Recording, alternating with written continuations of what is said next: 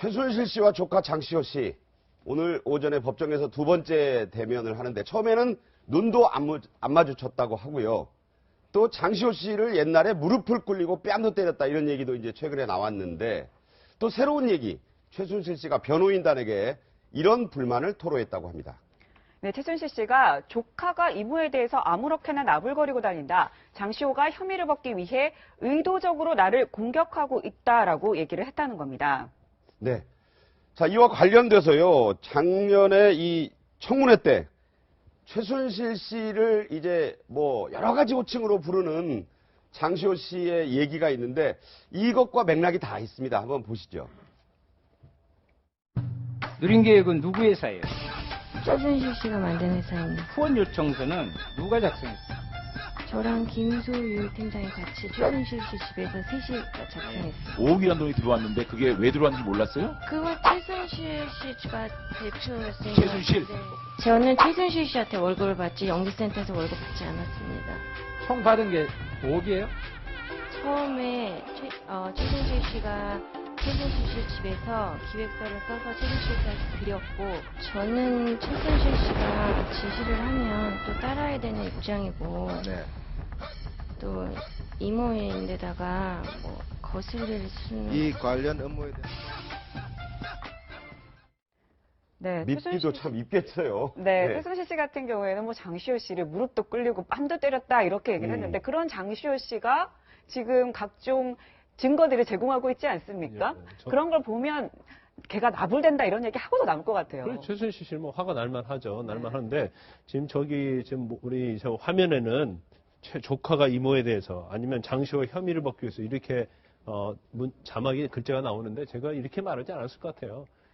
쌍욕을 했을 것 같아요. 쌍욕을 하면서 나불거린다는 표현은 굉장히 좀 약간 우리가 정말 기분 나쁠 때 굉장히 상스러운 표현 중에 하나지 않습니까? 그런데 아마 이제 장시호 씨가 왜 그랬을까를 보면 아까 그 청문회에서 계속 최순실 얘기를 하고 있잖아요.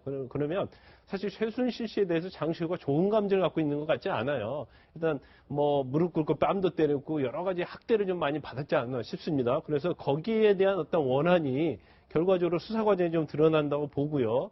평소에 학대받은 거에 대한 좀 안갚음도 좀 있을 수 있다고 보고, 그 다음에 자기가 이렇게 된 거에 대해서는 결국 최순실 씨의 어떤 강요 아니면 부탁에서 이렇게 교도소에서 구치소에서 이렇게 많이 힘들게 살고 있다는 생각도 할 것이고, 또 하나는 내가 적극적으로 특검이든 검찰이든 도와줘서 결과적으로 형사 처벌 자체를 좀 적게 받으려고 하는 그런 의도가 있을 것 같은데, 네. 이제는 뭐 최순실 씨와 장시호 씨는 건너오지 못할 다리를 좀 지난 것 같아요. 네.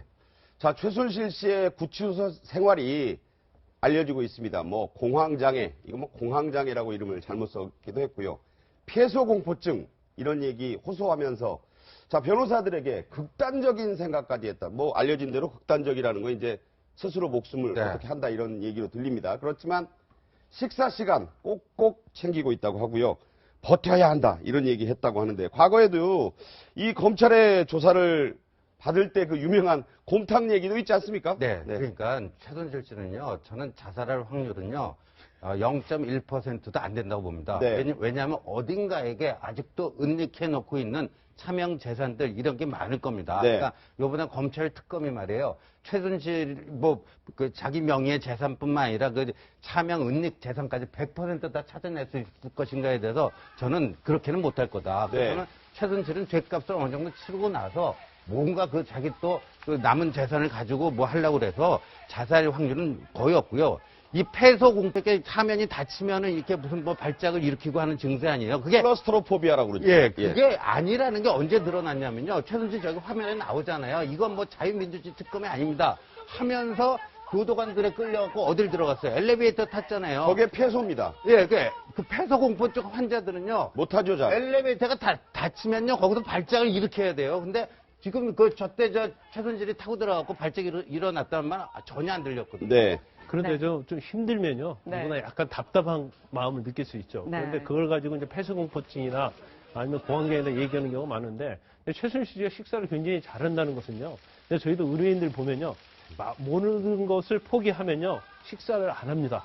자기의 앞으로 희망이 없다고 생각하면 밥도 못 먹고 잠을 못 자요. 그런데 최순실 씨는 밥을 먹으면서 막 버텨야 한다고 하는 얘기는 희망을 갖고 있는 거예요. 근데 제가 볼 때는 물론 재산에 관한 것도 있지만 어떤 희망이냐, 탄핵이 기각될 수도 있다는 희망을 갖고 있는 거예요. 네. 그래서 그때까지는 버텨야 한다고 생각하고 있기 때문에 만약에 탄핵의 결과 자체가 인용으로 나와서 박근혜 대통령이 탄핵이 되면 그때는 좀 태도가 달라질 수 있다고 봅니다. 네. 네.